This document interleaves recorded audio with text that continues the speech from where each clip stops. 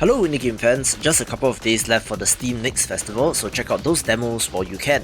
We're looking at top-down action titles here, mixed between Zelda-style games, twin-stick shooters and even Diablo, or more accurately, Chronicron-styled action RPGs.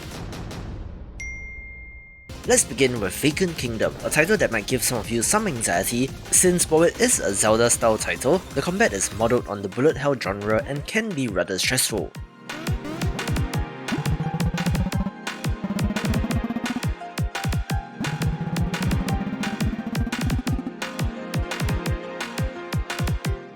However, I do like the simple but effective pixel art, so even if the bullet hells are not usually a thing, I would implore you to give this a go.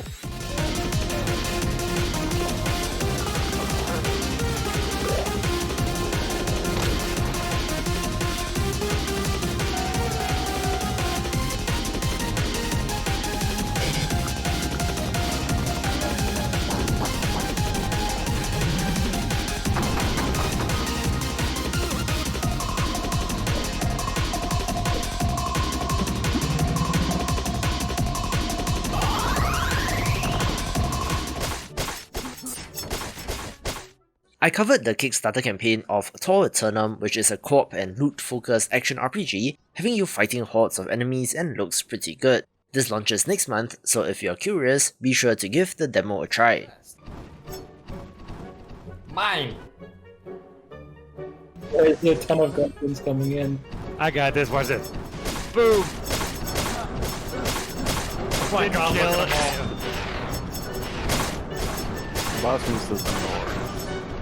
Wait, what is Doom? That sounds bad. We're all going to die down here. Look out, look out!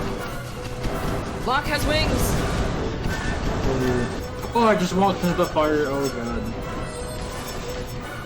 god. Don't bring in friends!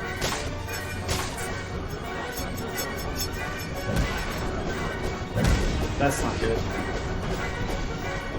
It's my healer out. Oh, so many people chasing me! Bombers hit so hard. Holy crap! Oh god, I have so many goblin stacks on me. Defeated. We got that. Hey. Holy sh! That was tough.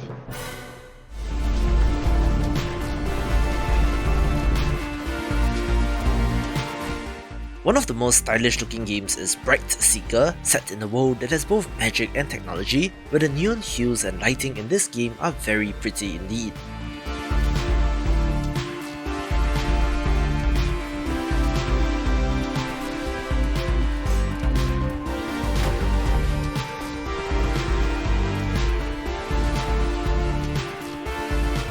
The action comprises of shooting, slashing, blocking and dashing. We're trying to take out dangerous war mechs, looking like an all-action title worth a look.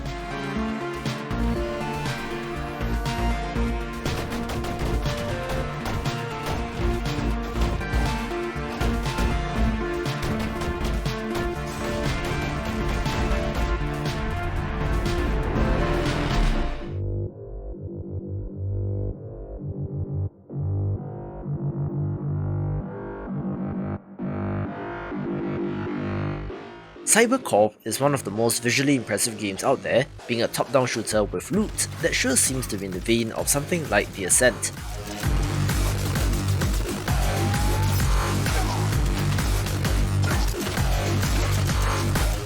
You're playing as a CyberCorp agent with the task of bringing order to the streets, where if Diablo-style games are your cup of tea, is certainly one to try.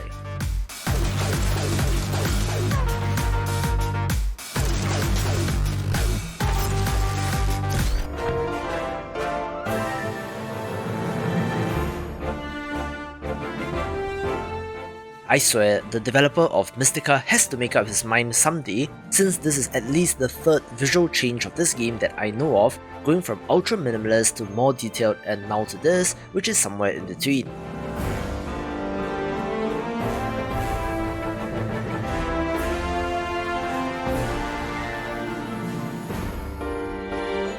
It is a procedurally generated title, but is not a roguelite, where the entire world regenerates upon starting the game, which is interesting. but if you love Zelda-style titles, it's one to try.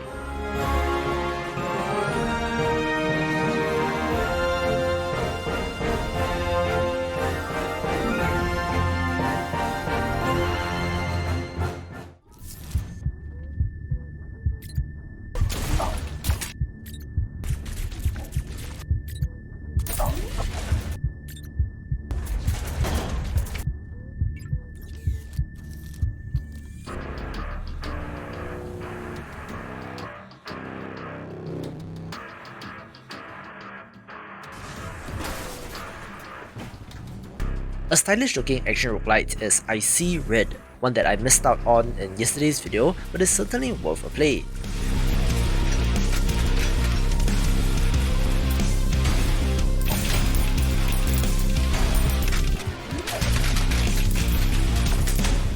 There really isn't a story here to speak of, where you play as a very angry and very vengeful person on a quest for revenge, slaying anyone and everything in your way in order to do so.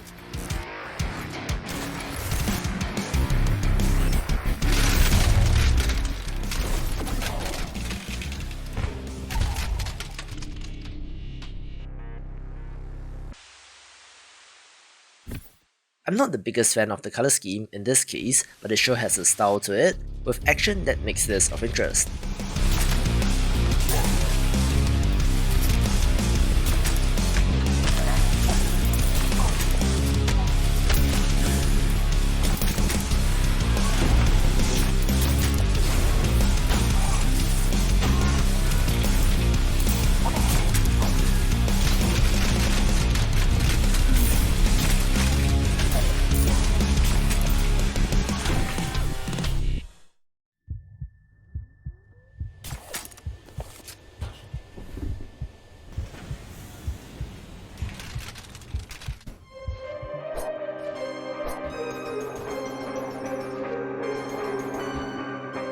One of the most icky sounding titles that I've come across is Stillborn Slayer, another Zelda-style bullet hell action-adventure game where this does have more in common with Enter the Gungeon, especially with the ability to jump over bullets.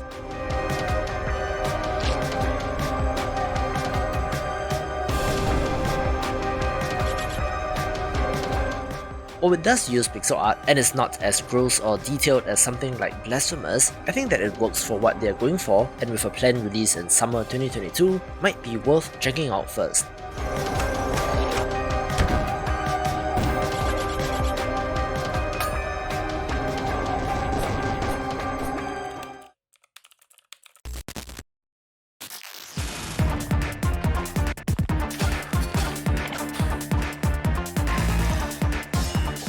I enjoy seeing classic mechanics being deployed in modern indie games, where in case you couldn't tell, last command is Snake crossed with bullet hell, which looks fairly intense.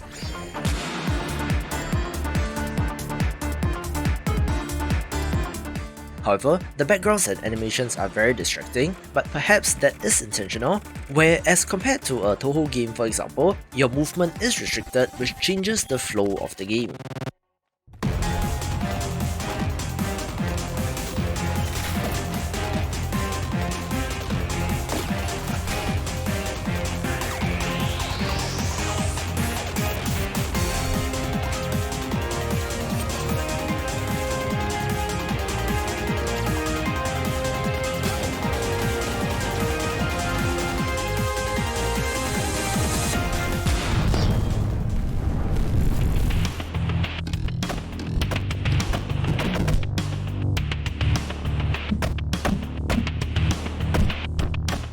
The title most like Chronicron is Singularity Dungeon, a pixel art Diablo-style action RPG that looks pretty compelling, where the looting, leveling, upgrades and skills should be familiar to fans of this subgenre.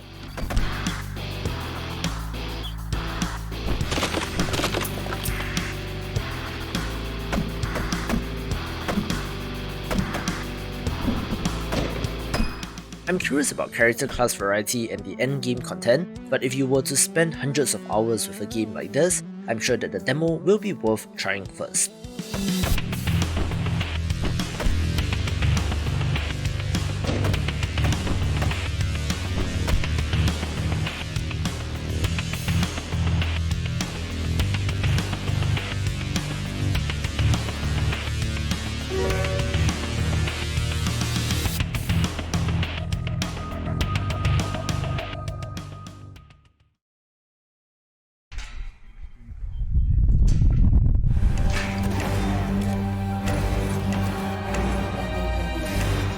Let's kick off the top 5 with Remedium, a fantastic looking grimdark twin-stick shooter which is set in the post-apocalypse over 100 years after a plague turned almost everyone into mutants.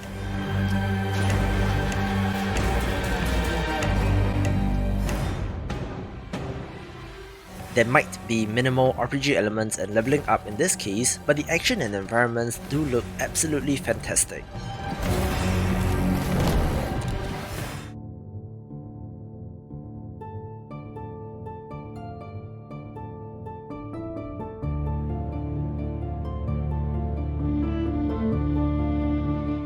I've had my eye on Sea Ring as well, a Zelda-style title where you play as the Princess of the Sea, needing to cross a desert in order to retrieve her mother's lost crown.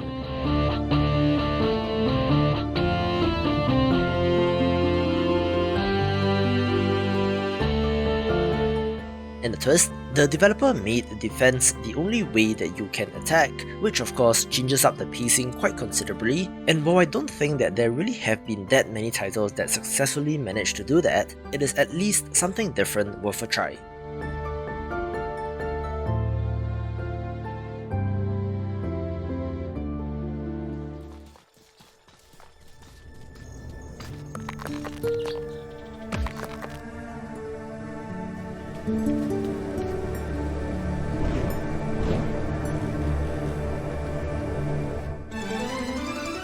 An impressive looking pixel art entry is Fountains, not the name that I would choose, but it looks like a great action-adventure title.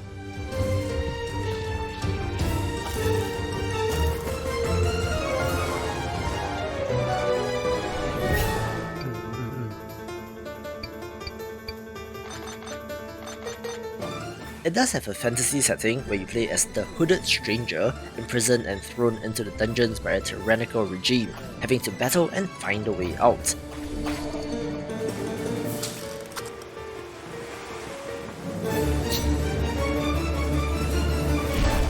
Somewhere in the midst of all of this is the Fountain of Youth, but where the action does remind me of Hyperlight Drifter and Wizard of Legend, looking like it has potential.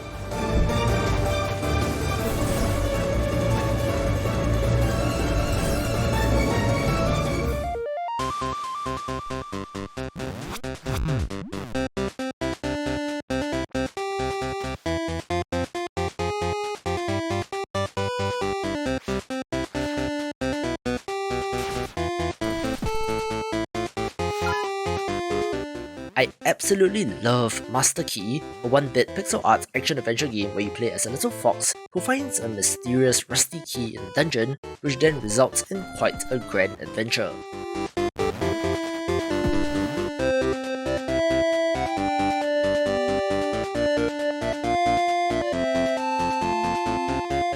Of course, this will draw comparisons to Minute, but it's a straight-up Zelda title rather than more of a puzzle game due to the timer.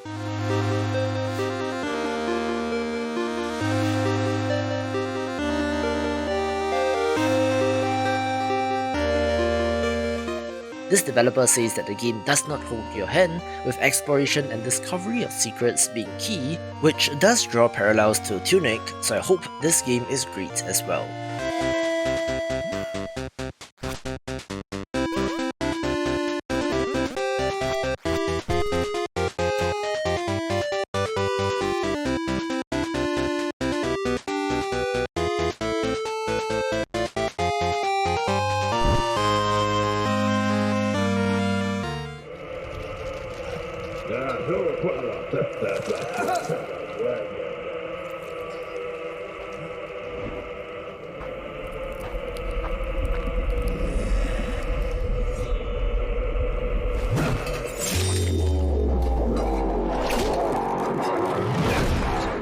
We do also have a new trailer for There Is No Light, one with a very pretty animated introduction, where this grimdark action-adventure title has been in development for such a long time that the release has to be soon, where this trailer does indicate the release window right at the end. It does have some of the flashiest and most beautiful high-bit pixel art, and while Souls-like has been used to describe this game, the combat is not stamina based, so it's not as punishing, but it's still best to get hands on yourself, so give it a go, taking the number 1 spot. For more action-adventure games, watch these videos and I will see you after the jump.